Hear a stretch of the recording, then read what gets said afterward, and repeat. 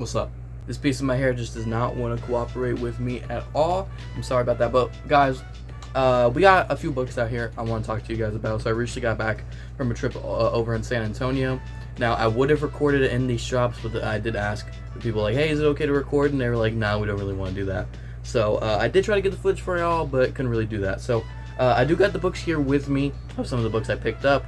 These are not all the books I picked up. I did show part of the books I got in a YouTube short. So if you haven't seen that one already, go check that one out. It's a great video. But here's the rest of the stuff I got, as long with another one I just wanted to mention. So yeah, let's talk about it. So first off here, we got a little bit more of a recent one. It's mid to late 90s, I think. This is Superman number 123. This is the first appearance of the blue suit Superman, which was a part, pretty much this storyline. What was it? He lost his Kryptonian powers, and then he got this suit that gave him like electric type powers, but then it split into two different people, Superman Blue and Superman Red. So this is the first appearance of the blue suit Superman, and yeah, it's a nice little key right there. All black spine on this one, so it would be hard to get a 9.8 of this book. I don't think this is a 9.8 just because of that black spine, but it definitely looks like you get a 9.6, 9.4. So yeah, that's an awesome one right there. Next up, I did get some Silver Age Justice League, y'all. I've been really into the Silver Age, as y'all guys know, and I got some really cool books here. So first off, this book is super minty fresh looking. It is, no joke, could be like a, maybe not, definitely not a 9, but maybe like a 7.5 or an 8. It looks that good. This is Justice League number 60. Yeah, beautiful looking book. I think the key significance, I don't think there's much really key significance here. I think it's like the third or fourth appearance of Batgirl. I could be very, very, very, very wrong. But yeah, that's an awesome book right there. Love that book to death. Next Justice League here, we have Justice League of America 44. This one is a little bit lower grade, maybe a 4.5, maybe a 5 if you're lucky. But the colors on this specifically really pop. I mean, look at the blues and the reds here. That just really, really, really pop. And it's a cool cover. They're growing all big and they're getting out of their costumes. Like pretty much shrinking out of their costumes. So yeah, it's pretty awesome. I love this one to death. And this one here is this is one I've been really, really wanting for a long time because I like this character. I remember him in the Brave and the Bold Batman cartoon. Y'all guys remember that show? I love that show when this character was in the show. And I want to try to collect like first appearances of like characters from that show. This piece just does not want to cooperate at all. Anyway, but the book here, we have Justice League of America 64. This is the first appearance of Red Tornado. I got this for a steal of a deal. I got it for like $8. And it's a mid-grade copy, so it's probably around like a $30, $40 book at least. So yeah, I got a really good deal on that. Probably like a 5 to 5.5, maybe a 6 even. So yeah, it's pretty nice. Colors really popping on that one. Look at those reds and the blues are just awesome. Yeah, this one I've been really, really wanting. Red Tornado, man, that's an awesome one. I'm really happy about that one. Next up, we got some more Silver Age action for you. We have Teen Titans number 12. This one specifically is super nice looking. I mean, look at this, guys. Colors popping on it all day. Very minimal spine wear. Pretty much the only flaw with this book, and I mean really the only flaw, besides maybe just something wrong with the interior, is right here. You can kind of see there's a bit of a chip taken out of it.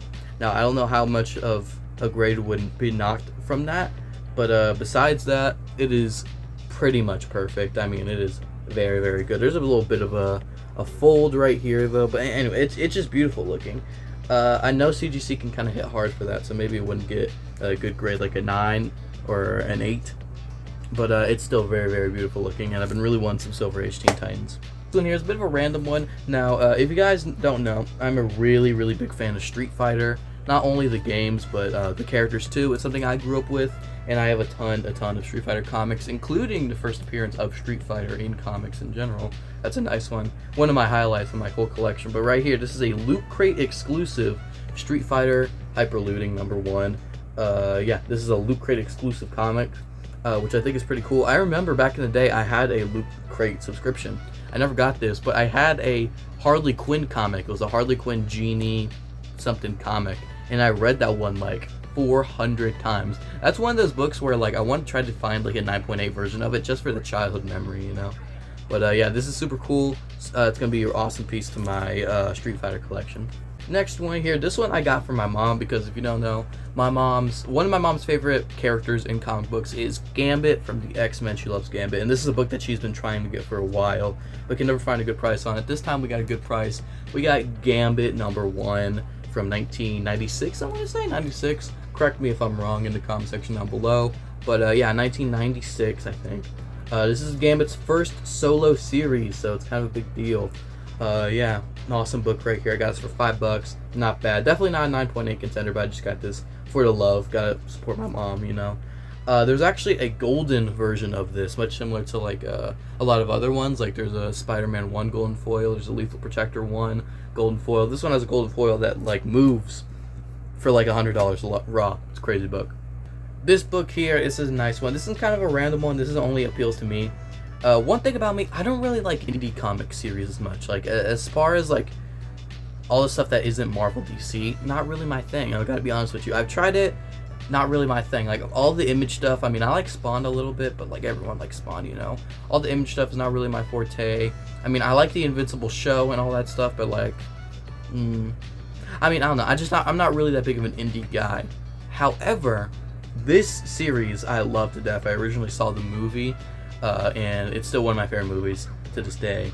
And then I read the entire series, and I loved all of it. So what we have here is we have Mark Millar's KickAss right here. Now I love this one. I think this is a kind of a trade paperback of issues 1 through 3, if I am correct. So yeah, this is kind of a reprinting of the first appearance of KickAss and the first appearance of Hit Girl. Now, if you don't know what KickAss is, I really like the idea of like superheroes like if they were real. I really like that storyline, and that's a big reason why I like series like The Watchmen. This one is it takes a story.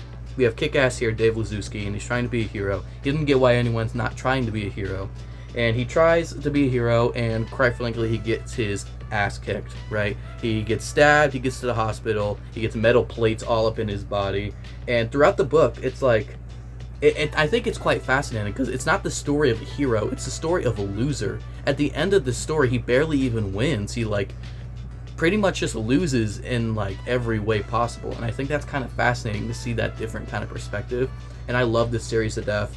It is by Mark Millar, and the interior cover art, cover art, all that stuff is by the amazing John Romita Jr. I love his art on Kick-Ass, it's awesome. So if you haven't read Kick-Ass already, I highly recommend it. It's a little gory, it's definitely a little rated R, but if you're into that stuff, I highly recommend it.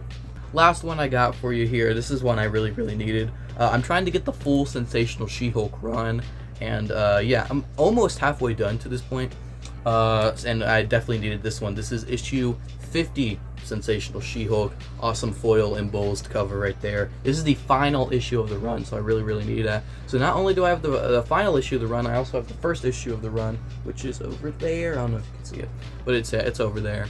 So I have the first and last issue, and I have a whole bunch of in between. Trying to get that full run, but there are a few stragglers. I think it's issue 40. That's like really expensive, like a $200 book. So we're eventually gonna try to get that, but we definitely needed 50 here. This one is super nice. I'd love to get this one graded specifically, 9.8. I bet you it would display awesomely. So yeah, those are the books that I got today, dudes. Let me know what your guys' favorite book in the comment section down below was. If you haven't already subscribed to the channel, we're getting really close to 300 subscribers. Once we get to 300 subscribers, I'm going to try to do a 300 subscriber giveaway. So be there for that, man. Be there for that.